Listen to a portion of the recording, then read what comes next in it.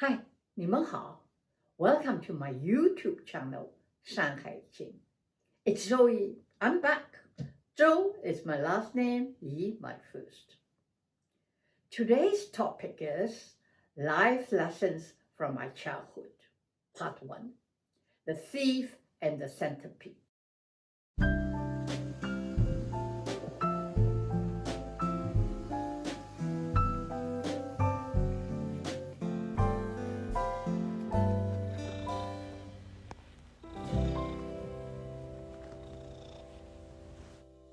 As I said in my inaugural video, I plan to talk about all sorts of topics, even personal tales.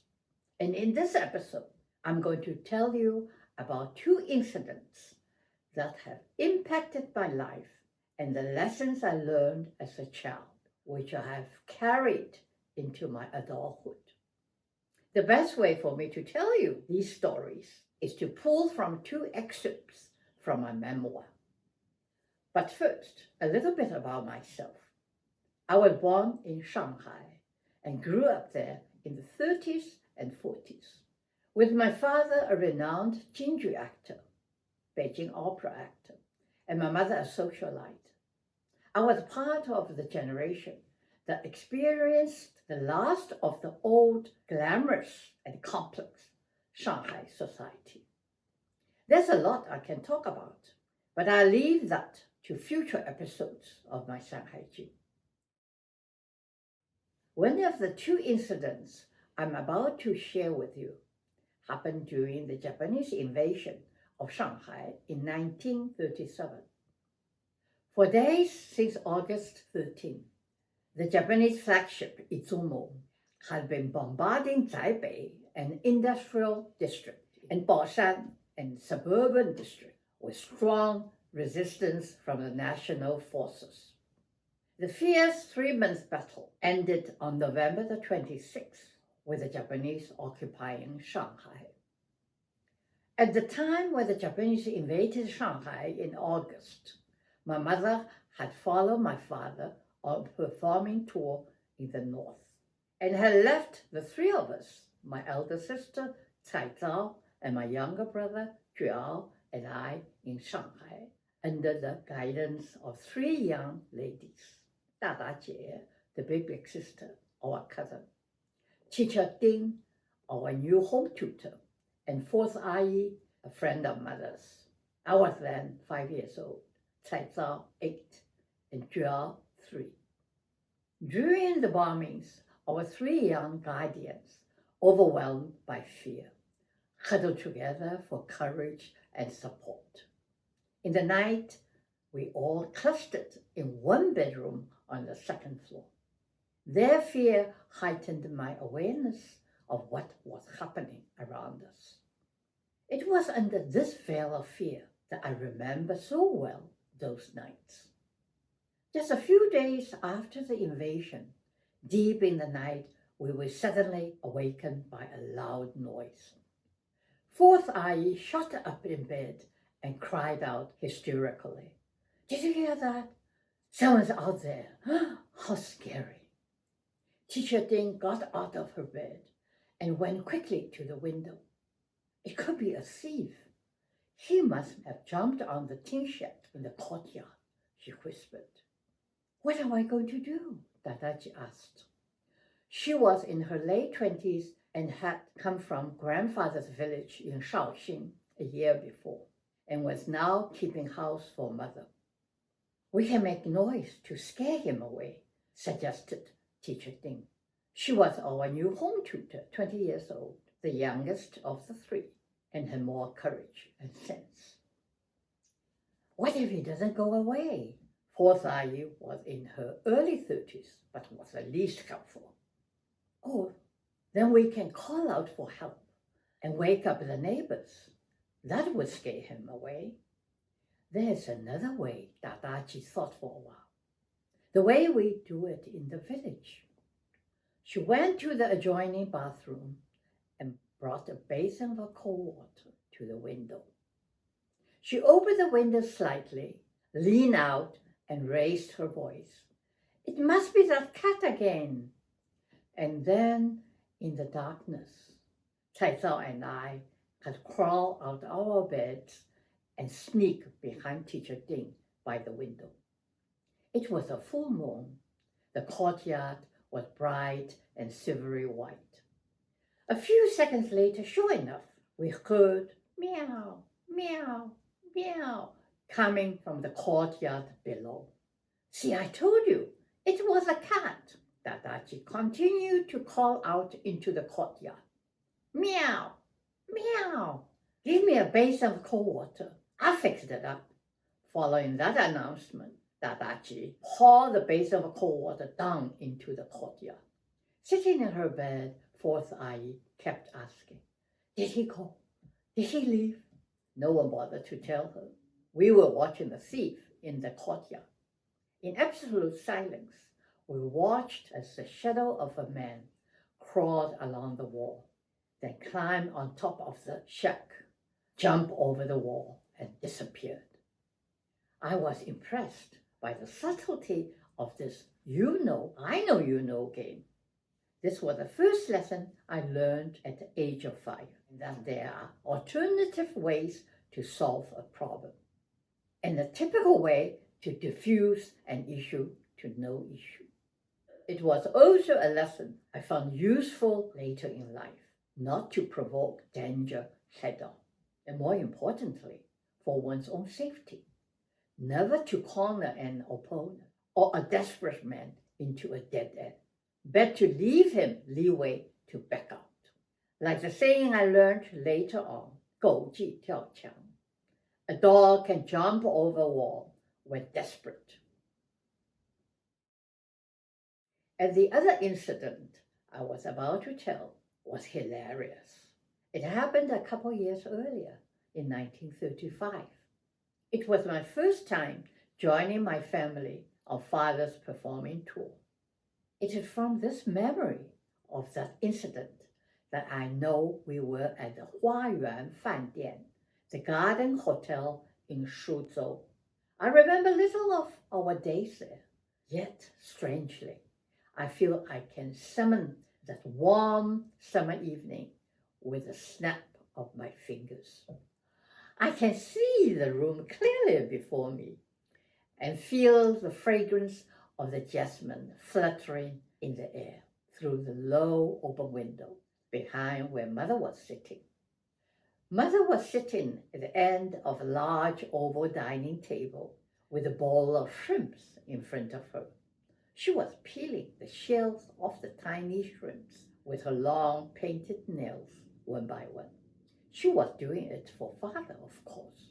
Father had little patience to eat anything that requires such a bother. Mother thought he needed more seafood, so she had to peel them for him. The truth was that she had little to do while waiting for Father's return from the theater. And this was one way to show her love for him. Da Bobo, the big uncle, was sitting on the side of the table next to her. He was an old friend of Mother's family, and now he was her closest link to her past. He had just arrived from Shanghai this evening. Mother was eager to find out as much news from him about her own mother, the mother who had once disowned her for eloping. Only recently had her mother forgiven her and finally condoned her marriage to Father. Hoping her mother would understand what an actor's life was all about, she had invited her to spend a week in Suzhou with them. Now Mother was anxious to find out from Da Bobo how her mother felt about her visit here, and more eagerly, what she thought of Father. Tell me, what else did Mo say? Mother asked Da Bobo anxiously. Mo was how people in Shaoxing addressed their mother. I've told you all she said. I can only assume that Da Bobo had already had his dinner, as he was now savoring a big slice of cake. Did she enjoy her stay here? Yes, Lilian, I told you she did. He was used to address her by her English name. Did she say that to you? Yes, Lilian. She said that to me. Da Bobo had a mouthful of cake, but mother did not give him a chance to taste it. He had to gulp down some tea with the cake. She must have said more. What else did she tell you? And what does she think of Xingfang? Mother asked timidly, though she wanted to know badly. She was afraid of what mother might have said. She knew in her heart she would not accept any unfavorable response from her mother. She didn't want to be hurt again, yet she wanted so desperately to find out.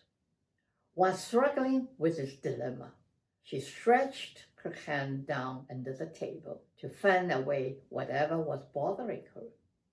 Too many mosquitoes in this hotel, she murmured, and then lowered her head to look down at her foot under the table. Suddenly, mother gave out a loud scream. Ah! Frantically, she pushed her chair back and kicked off her shoe. The shrimps and the shells, along with her shoe, flew into the air. Da Bobo jumped out of his chair as fast as she did. Instantly, the attendants and the maids rushed in.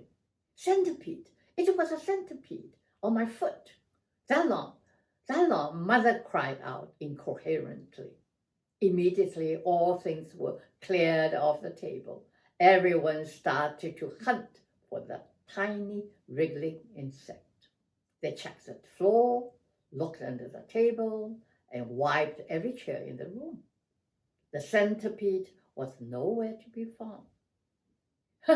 You have scared it away, Lilian. Da Bobo was amused. He enjoyed teasing her. Wash basins of boiling hot water were brought in on portable stands. Mother washed her hands. Da Bobo wiped his face with a hot towel and then pressed the towel over his face to soothe his nerves. The commotion was finally over. They were now back in their chairs. A clean tablecloth was laid, and a fresh pot of tea was served for Da Bobo, and mother started to have her dinner. Da Bobo sipped his tea and lit his pipe. Lilian, you surely frightened me. It was only a centipede. I thought there was a snake or some other frightful thing. What do you mean? The thing is poisonous. It was crawling on top of my foot. You would have jumped too. No, Lilian, only women scream and jump around, not men. No man would react in such a hysterical way. He shook his head in disdain. Da Bobo was a Eurasian with a Portuguese name Durago. Though he had attended an English public school, he spoke both English and the Shanghai dialect fluently. He had been raised by his Zhongguo mother and had married a Zhongguo wife. Apart from his Portuguese nationality, he considered himself a Zhongguoren. He had known Lilian when she was a young girl. Those were the days when his wife was still alive, and when they had spent a great deal of time at the Joes, Lilian's mother's place. In recent years, during Lilian's marital crisis, he served as a mediator between her and her mother. He was the only one from the Joe side who had supported her wholeheartedly when she needed him, and now become her dearest confidant. Not that kind of talk again, Da Bobo. A man would have behaved just the same. Oh no, women have the tendency to... He was about to say something when he noticed the mother had suddenly stopped eating. With the bowl and chopsticks still in her hands, she was looking over his head. Somehow, the expression in her eyes induced him to turn around. He saw a maid standing directly behind him. It was a young maid's reaction that startled him. She was signaling mother with her finger pointing at the collar of his jacket. It took him less than a second to realize what it meant. Da Bobo sprang out of his chair and shouted, where is it? Is it on my jacket? The young maid was too nervous to speak out. She just kept her finger pointing at his shoulder. The pipe flew out of his hand, and the jacket was peeled off so fast, the centipede was thrown onto the floor. Some brave young attendant rushed over and stepped on it. After the dangerous intruder was safely destroyed and cleared away, Mother could not help but roar with laughter. Lillian, I was not afraid of it. I just didn't want it to crawl into my collar. Indeed not. And I didn't want it to crawl into my shoe. He waited for her to stop laughing. Mother tried. When she remembered how fast he had jumped out of the chair, she started to laugh all over again. Was it that funny? He asked, annoyed. Mother nodded her head and couldn't stop herself going into a second fit of laughing. Oh, then it must be really funny. Oh, go ahead and laugh.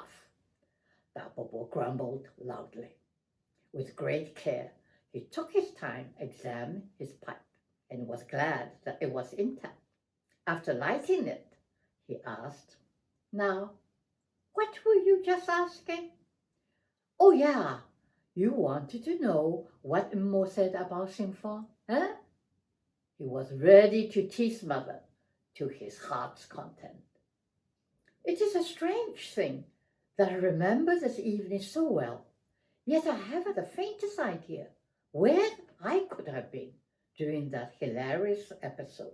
I couldn't have been more than 4 years old, because our trip to Suzhou was taken sometime in September, 7 months after I returned home to my family. Oh, I'm not going into that now. That's another story from my childhood years. But the memory of this incident sank deep in my mind. Looking back, this was the first lesson I learned about women's lip, that women can be hysterical over a centipede, and so can men. Well, I hope you liked my childhood tales. In the next episode of Sanhaijun, I will tell you about something that has had a lifelong impact on my life, that has not only molded my character, but has nourished me and given me much pleasure in life. And what can that be? Thank you for listening. Take care. 保重.